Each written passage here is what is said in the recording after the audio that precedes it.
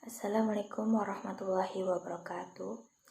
Kami dari kelompok 1 yang beranggotakan 1 Aki Lukito, yang kedua Indah Puji Rahayu, yang ketiga saya sendiri Yolanda Bustasari, yang keempat Faisal Khairuddin, yang kelima Ning Aurelia Ramadhani, dan yang keenam ialah Hana Lutfia.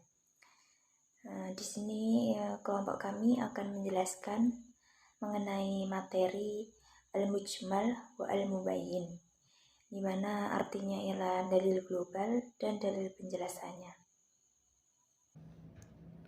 Langsung saja, mujmal adalah lafaz atau dalil yang masih membutuhkan penjelasan. Contohnya pada surat Al-Baqarah ayat 228. Wal mutallaqatu yatarabbasna bi anfusihinna salasata quru. Kata quru dalam ayat tersebut memiliki dua makna, yaitu makna pertama berarti suci dan makna yang kedua berarti haid. Ayat ini berkaitan mengenai talak dan masa iddahnya. Dikarenakan ayat tersebut masih belum jelas, masih bersifat global, maka para ulama berijtihad dan menganalisis pada dalil-dalil yang lain untuk mencari tahu maksud yang benar akan kata quru'in atau quru'un. Dalam masalah ini ulama memiliki perbedaan pendapat, yaitu 1. Menurut ulama Syafi'iyah atau kalangan mazhab Syafi'i, quru'un berarti suci, sehingga disimpulkan bahwa masa iddah seseorang perempuan yang ditalak yaitu selama 3 kali suci.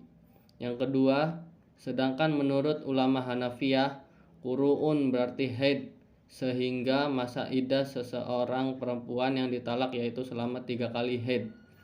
Para ulama ini memiliki ijtihad dan sudut pandang masing-masing berdasarkan pada dalil yang ditemukan. Dalil penjelasan yang para ulama temukan tersebut disebut dengan mubayyin. Sekian penjelasan singkat dari saya, kurang lebihnya mohon maaf. Wabillahi taufiq wal hidayah. Wassalamualaikum warahmatullahi wabarakatuh. Selanjutnya ialah kategori atau macam-macam dari lafaz mujmal. Secara umum para ulama mengkategorikan lafaz mujmal berdasarkan jenis lafaznya itu sendiri. Ya, yang macam-macamnya yaitu yang pertama al-mujmal baina haqaiqi, yakni lafaz mujmal yang masih belum jelas di sekian makna hakikatnya. Contohnya ialah dalam Quran surat Al-Baqarah ayat 228, yaitu dalam ayat ini terdapat kata Qur'un, di mana kata ini memiliki dua makna hakikat. Makna yang pertama ialah suci dan makna yang kedua ialah haid. Lafaz ini disebut dengan lafaz mustarak dikarenakan dalam satu lafaz memiliki dua makna atau memiliki banyak makna. Kemudian untuk makna hakikat itu sendiri ialah lafaz yang tidak keluar dari asalnya, atau lafaznya itu masih bersifat orisinil dan tidak diarahkan ke arah makna yang kedua atau makna yang lainnya. Yang kedua ialah al-mujmal baina afrodi hakikatin wahidah, yakni mujmal yang terjadi di antara beberapa satuan dari sebuah makna hakikat. Misalnya ialah pada Quran surat Al-Baqarah ayat 67 yang berbunyi A'udzubillahi minasyaitonirrajim, bismillahirrahmanirrahim, innallaha ya'murukum tadbahu baqarah. Dalam lafaz Baqarah ini masih bersifat global dan masih belum jelas, di mana maksud lafaz sapi ini masih memiliki beberapa kemungkinan, misalnya seperti pada warnanya entah hitam atau putih, kemudian pada badannya entah gemuk atau kurus, dan juga pada jenisnya. Ketiga ialah al-mujmal baina majazatihi, yakni mujmal yang terletak di sekian makna majaznya. Misalnya pada kalimat saya melihat Asad di dalam kelas. Kata Asad ini tidak mengarah pada makna hakikatnya itu sendiri, yaitu binatang buas. Akan tetapi kata asad ini mengarah pada majas, dan majas dari kata ini tidak hanyalah satu, yaitu dapat diartikan sebagai lelaki yang pemberani, lelaki yang tegas, lelaki yang lugas, dan semisalnya. Sehingga dari beberapa pengertian majas ini dapat disimpulkan bahwa kata asad ini masih bersifat global atau masih belum jelas, karena belum menunjukkan sosok lelaki yang bagaimana secara spesifik dalam kalimat tersebut.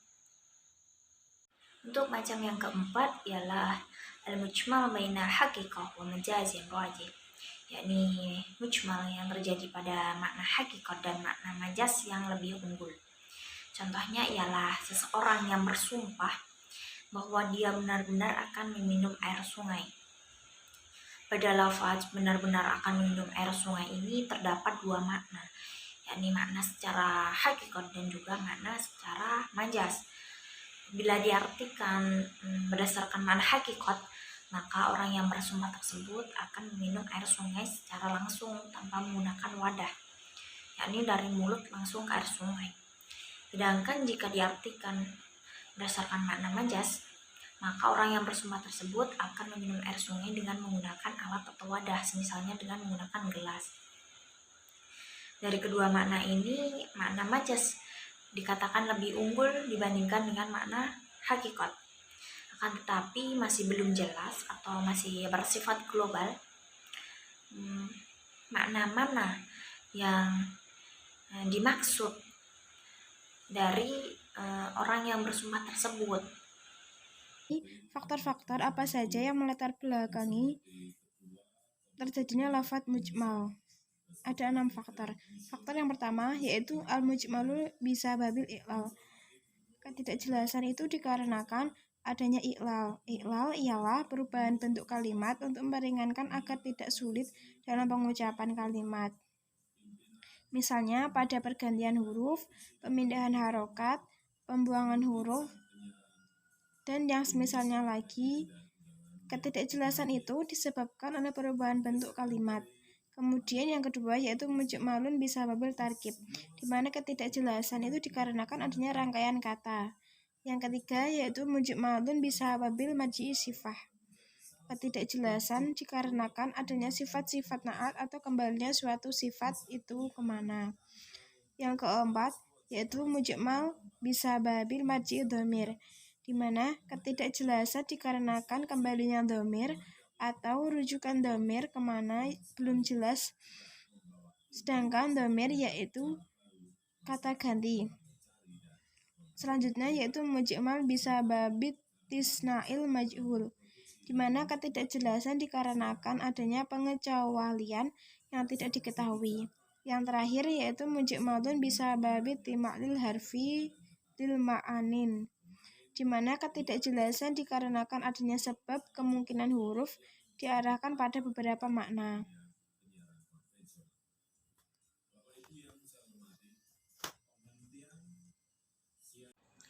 B.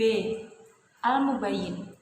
Dalil lain yang menjelaskan penjelas untuk menentukan maksud sebenarnya dari dalil yang mujmal atau masih global. Mubayyin merupakan dalil yang memiliki makna yang jelas dan tidak memiliki kesamaran atau nas. Fungsi dari al-mubayyin itu sendiri menjelaskan hukum Al-Quran yang tidak diragukan lagi dan dapat diterima oleh semua pihak. Bagian mubayyin. 1. Ada al-bayanu bil qaul atau ucapan. Itu artinya dalil penjelas melalui sabda Rasulullah atau firman Allah Subhanahu wa taala. Penjelasan Allah itu biasanya terdapat pada surat di dalam Al-Quran dan penjelasan Rasul terdapat pada sunnahnya. 2. Al-bayanu bil fi'li.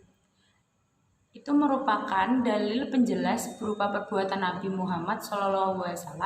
Contohnya seperti bagaimana cara sholat, haji, umroh dengan perbuatan yang dilakukan beliau. 3. Al-bayanu bil kitab. Dalil penjelas yang berupa surat ditulis kepada pihak lain. 4. Al-bayanu bil isyarah. Dalil yang menjelaskan berupa dengan gerakan tubuh atau isyarat. Adapun tafsir bil isyarah ini merupakan Al-Quran dengan mengesampingkan makna lahiriah karena adanya isyarat tersembunyi. Akan tetapi, besar kemungkinan memadukan antara makna syarat yang bersifat rahasia itu dengan makna lahir sekaligus. 5. Al-bayanu bitanbih atau dengan cara mengingatkan. Penjelasan dengan menggunakan makna isyarat mengingatkan dengan ilat berdasarkan hukum. 5 kesimpulan dari mubayyin yaitu: yang pertama, penjelasan melalui ucapan, yang kedua melalui perbuatan, yang ketiga melalui tulisan atau surat, yang keempat melalui isyarah, dan yang terakhir melalui penjelasan tentang ilat atau inti dari sebuah hukum. Jika ada dalil penjelasan, ada lebih dari satu atau bertentangan, maka penerapannya yang pertama dilihat dari maksud dua penjelasan tersebut. Apabila perspeksinya sama, yang dianggap sebagai mubayyin, penjelas yang mujmal, maka diambil dari dalil yang turun terlebih dahulu. Yang kedua, jika pertentangan dan perspeksinya berbeda, maka menurut ulama didahulukan penjelasan dengan ucapan secara mutlak. Jadi yang diambil ucapan bukan perbuatan. Mengapa? Karena petunjuk yang dihasilkan dari ucapan itu bersifat dzatiyah. Dzatiyah artinya menunjukkan dengan sendirinya tanpa butuh perantara atau petunjuk yang lain. Contohnya yaitu haji qiron. Haji qiron itu pelaksanaan haji dan umrah secara bersamaan. Jadi niat ihram itu sekaligus, yaitu niat ihram haji dan ihram umrah. Pada akhirnya penjelasan tersebut ada dua dalil yang bertentangan. Yang pertama, dalil penjelasan tentang ucapan. Nabi menyampaikan orang yang ihramnya sekaligus haji dan umroh, maka cukup satu tawaf dan satu sa'i saja. Yang kedua, perubahan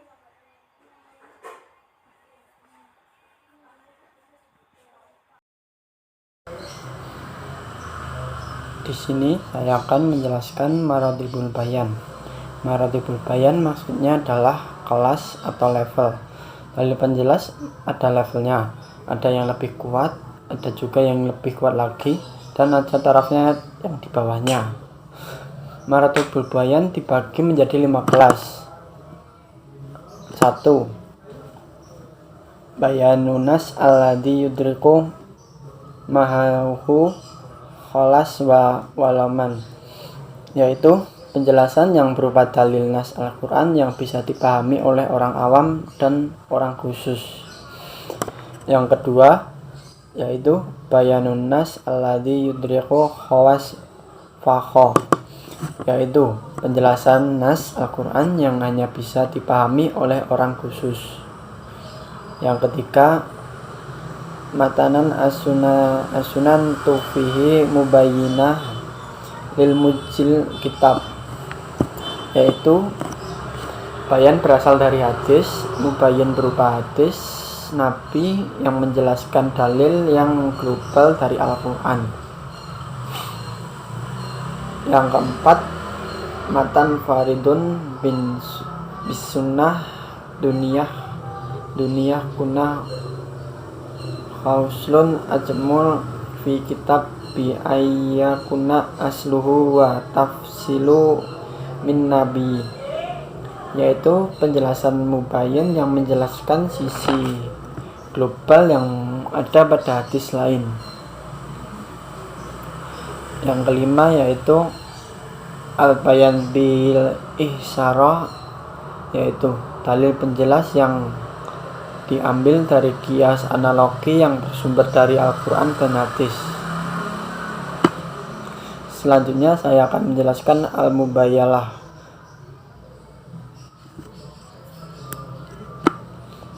Al-mubayyalah adalah sasaran orang yang diberikan penjelasan dalam hal ini adalah orang yang adalah mukallaf. Al-mubayyah ada 3 macam. Yang pertama, 1. Penjelasan itu ditunjukkan minajil amal, yaitu dijelaskan oleh orang dan diamalkan. Yang kedua, lil fatwa la lil amal, yaitu penjelasan itu hanya untuk difatwakan, bukan untuk diamalkan. Yang ketiga, la lil fatwa wa lil amal, tidak untuk difatwakan dan tidak untuk diamalkan. Sekian dari saya. Assalamualaikum warahmatullahi wabarakatuh. Itulah beberapa penjelasan dari kami. Apabila ada salah mohon dimaafkan. Sekian dari kami. Wassalamualaikum warahmatullahi wabarakatuh.